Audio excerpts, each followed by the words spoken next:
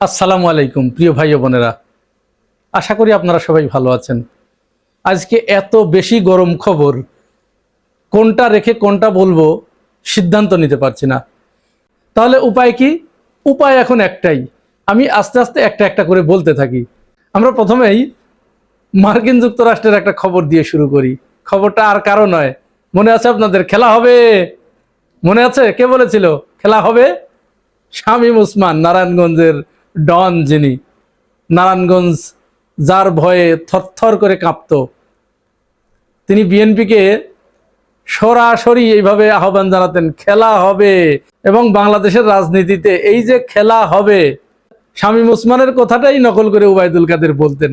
তিনি কিন্তু এটা প্রথমে বলেছিলেন, আসো বাপু খেলা হবে। 3-4 দিন হলো শামীম ওসমানকে আমেরিকার বিভিন্ন জায়গায় দেখা যাচ্ছিল, সে সামনে আসা শুরু করছিল, বিশেষ করে 15ই আগস্টকে সামনে রেখে নেতাকর্মীদেরকে উজ্জীবিত করার জন্য। আর তাদের নেতৃত্ব বলে রেখেছে ডিসেম্বরে তারা দেশে ফিরবে। যদিও কোন ডিসেম্বর এটা কিন্তু বলে নাই। আপনারা আবার ভাবেন না 2026 সালের ডিসেম্বর, এটা ডিসেম্বর তো শুধু 2026-এই নয়, 2041 সালেও ডিসেম্বর আছে। তো ওই উপলক্ষে সে আসা শুরু করেছিল। ঠিক তেমনই এরকম একটা প্রোগ্রামে আজকে এসেছিল আমেরিকায়। আর যাবে কোথায়?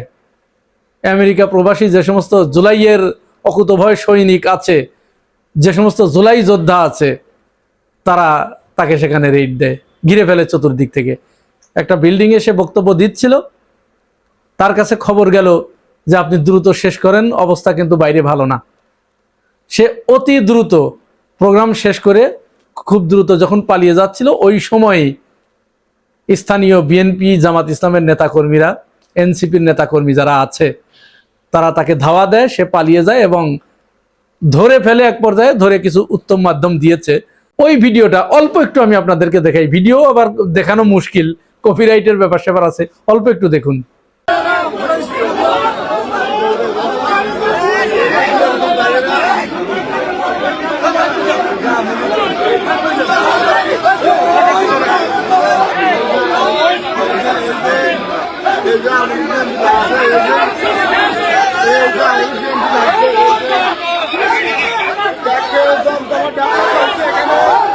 আপনারা জানেন যে ইউনূস সরকারের আমলে তারা একের পর এক বিভিন্ন জায়গায়, যেখানে জুলাই যোদ্ধারা বা এই জুলাই গণঅভ্যুত্থানের পক্ষের শক্তি যেখানেই গিয়েছে, সেখানেই তাদের উপরে হামলা করার চেষ্টা করেছে।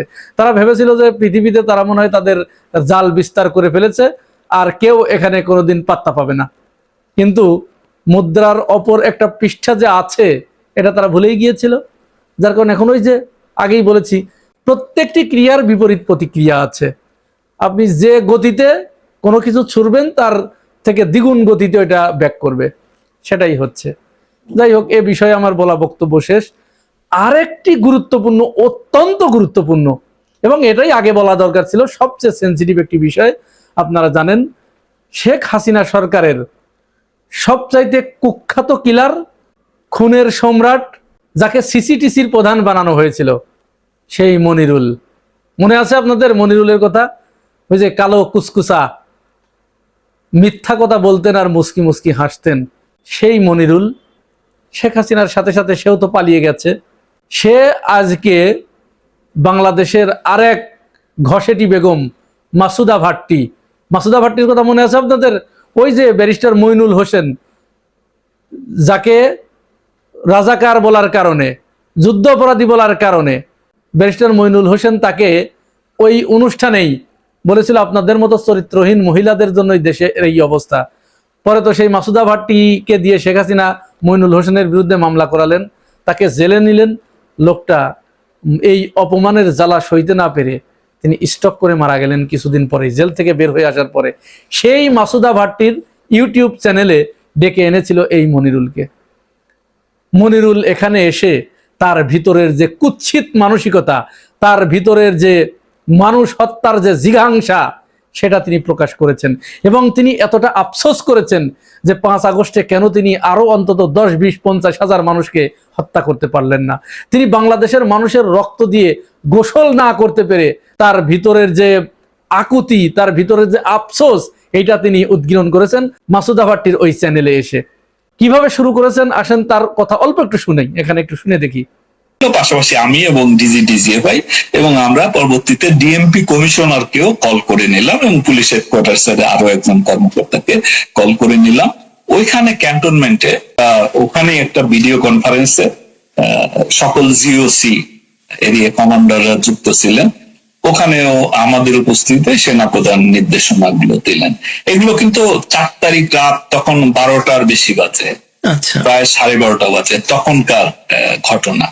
কিন্তু এই যে পরের দিন সকালে যে ওনারা ছেড়ে দিবেন এইভাবে, এইটা তো আসলে বোঝা যায়নি। কারণ এটা যদি বোঝা যেত তাহলে অন্তত ওই জায়গাগুলো পুলিশ থাকতো।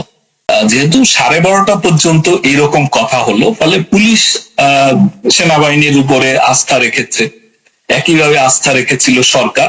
কিন্তু পরের দিন তো আমরা দেখলাম যে তারা ছেড়ে দিল, প্রথমে ওখানে, পরবর্তীতে শাহবাগে তারা ফ্রি করে দিল এবং যাত্রাবাড়ি তারা ফ্রি করে দিল। তার মানে সেনাপ্রধানের প্রতি তার এত আক্রোশ, এত ক্ষোভ, তিনি এটি বলছেন যে সেনাবাহিনীর প্রধান তিনি 4 তারিখ রাত 12:30 পর্যন্ত শেখ হাসিনার সাথে ওয়াদা করলেন যে যে কোনো মূল্যে আমরা আপনাকে সেভ করব, আপনার ক্ষমতা, আপনার এই সাম্রাজ্য টিকিয়ে রাখার জন্য যা যা করা দরকার আমরা তাই তাই করব।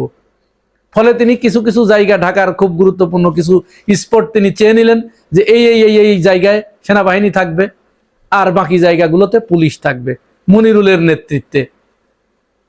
কিন্তু 5 তারিখে তিনি যেখানে যেখানে সেনাবাহিনী ছিল সেখানেই তিনি প্রতিরোধ করেন নাই, তিনি বিক্ষুব্ধ ছাত্র জনতাকে বাধা দেন নাই, তিনি বরং তাদেরকে ছেড়ে দিয়েছেন। তিনি আগের দিন রাতে প্রধানমন্ত্রীর সাথে যে ওয়াদা করেছিলেন সেই ওয়াদা বেমালুম ভুলে গেলেন। ভুলে গিয়ে তিনি নিরীহ ছাত্র জনতার বুকে যে গুলি চালানোর কথা ছিল, তাদেরকে যে নির্বিচারে হত্যা করার কথা ছিল, তাদেরকে যে একেবারে রক্তের গঙ্গা বইয়ে দেওয়ার কথা ছিল ঢাকার রাজপথে, সেটা তিনি করেন নাই। আর তিনি করেন নাই বলেই 5 আগস্টের মতো একটি ঘটনা ঘটেছে এবং তার ভাষায় আমাদের মাননীয় প্রধানমন্ত্রী তাকে এই দেশ থেকে ক্ষমতা ছেড়ে পালিয়ে যেতে হয়েছে। তার ভিতরের যে আফসোস, এটি আমরা দেখেছি। এই সেই মনিরুল, যে মনিরুল বাংলাদেশের নিরীহ মানুষদেরকে ধরে এনে তার হাতে কোরআন শরীফ ধরিয়ে দিয়ে বা একটা হাদিসের বই ধরিয়ে দিয়ে তিনি প্রচার করতেন এই যে একটা জঙ্গি ধরা পড়েছে এবং তার হাতে এই যে জিহাদি বই ছিল, এই জিহাদি বই সহ জঙ্গি ধরা পড়েছে, এবার এই জঙ্গিদের নিয়ে আমরা তাদের যে মূল কারখানা রয়েছে, জঙ্গির যে আস্তানা রয়েছে, সেখানে যাচ্ছি। সেখানে তিনি আগে থেকেই আরো কিছু ইসলাম মোনা 20-50 জন লোককে ধরে এনে ওখানে বন্দি করে রাখতেন। এই ওসিলা, এই সুতা দিয়ে প্রতিবার তিনি এরকম দলে দলে মানুষদেরকে হত্যা করেছে জঙ্গি তকমা দিয়ে। এই কৌশলে সেই মনিরুল সরাসরি ভারতের কাছ থেকে প্রশিক্ষিত, ভারতের কাছ থেকেও বেতন পেত, বাংলাদেশের কাছ থেকেও সে বেতন পেত। এই সেই মনিরুল আজ তার খোলস ছেড়ে বেরিয়ে এসেছে। সে মাসুদা ভাট্টিকে বলছে যে 5 আগস্ট আমাদের দেখতে হতো না যদি সেনাবাহিনী কোথা রাখতো। যাই হোক, জনগণের বিচার করে দিয়েছে, তাদের যা প্রাপ্য ছিল তাদের প্রাপ্যটুকু পুরাপুরি বুঝিয়ে দিয়েছে। বাকিটুকু সরকারের দায়িত্ব। সরকার এখন তার বাকি কাজটুকু করলেই এই দেশটা সারা জীবনের জন্য কলঙ্ক মুক্ত হবে। আর একটা বিষয় বলে শেষ করব, আরো একটা গুরুত্বপূর্ণ বিষয় থেকে যাচ্ছে, ওইটা আমি ইনশাল্লাহ আগামীকাল ভিডিও করব। কুষ্টিয়াতে আমির হামজার উপরে যে হামলা হয়েছে আপনারা জানেন, সেখানে বিএনপি, ছাত্রদল এবং নুরুল হক নুরুর গণ অধিকার পরিষদের নেতারা তারা নিজে গিয়ে হামলা করেছে। গতকালকের ভিডিওতে আমি আপনাদেরকে সেটি দেখিয়েছি এবং ভিডিও সহ দেখিয়েছি। তারাই হামলা করেছে, আবার সেই নুরুল হক নুরুর দল গণ অধিকার পরিষদ সারা দেশে জামাতের বিরুদ্ধে বিক্ষোভ করে বেড়াচ্ছে। এবং নুরুল হক নূর তো একেবারে ডাইরেক্ট ঘোষণাই দিয়েছে, জামাত যদি বেশি বাড়াবাড়ি করে তাহলে তারা 5 আগস্টের আগে যেরকম গুপ্ত ছিল তাদের সেরকম গুপ্ত থাকার ব্যবস্থা করে দেব। ভাইরে ভাই, কি ক্ষমতার মালিক তিনি! এখন বাংলাদেশের সকল ক্ষমতার উৎসমুখ এখন নুরুল হক নূর।